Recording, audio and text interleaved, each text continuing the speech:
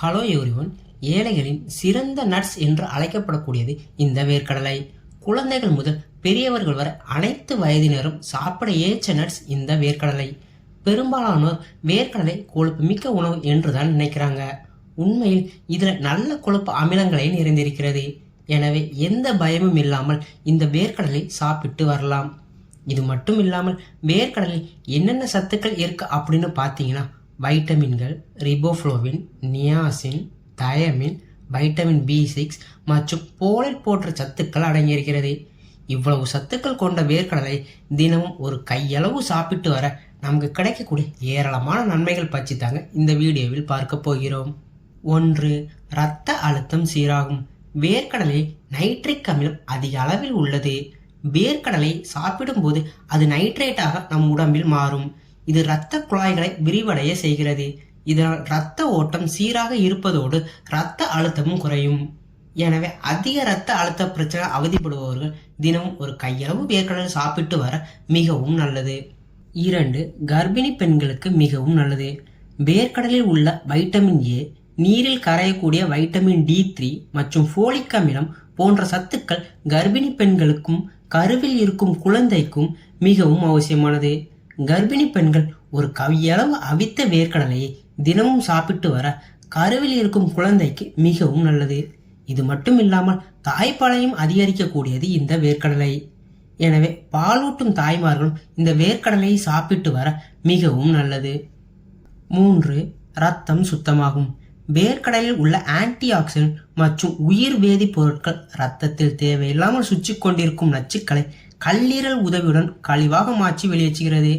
இதன் மூலமாக இரத்தம் சுத்தமாகும். அதோடு உடல் சுறுசுறுப்பாகவும் முகம் பளபளப்பாகவும் மாறும். 4. நோய் எதிர்ப்பு சக்தியை அதிகரிக்கும். வேர்க்கடலில் உள்ள புரதம், பாஸ்பரஸ், தைமின், நியாசின் போன்ற எண்ணெய் சத்துக்கள் உடலில் உள்ள நோய் எதிர்ப்பு சக்தியை அதிகரிக்கும்.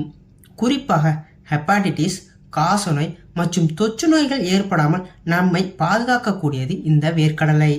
எனவே நோய் எதிர்ப்பு சக்தி குறைவாக இருக்கிறவங்க வேர்க்கடலை சாப்பிட்டு வர நோய் எதிர்ப்பு சக்தி அதிகரிக்கும். 5.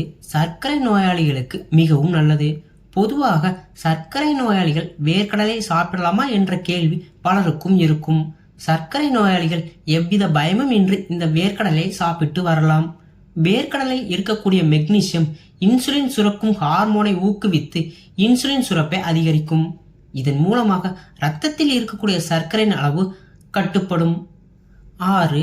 ஞாபக சக்தியை அதிகரிக்கும். வேர்க்கடலை மூளை வளர்ச்சிக்கு மிகவும் நல்லது.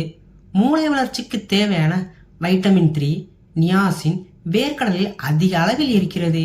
இது மூளையில் உள்ள இரத்த ஓட்டத்தை சீராக்கி மூளை வளர்ச்சியையும் ஞாபக சக்தியையும் அதிகரிக்கும்.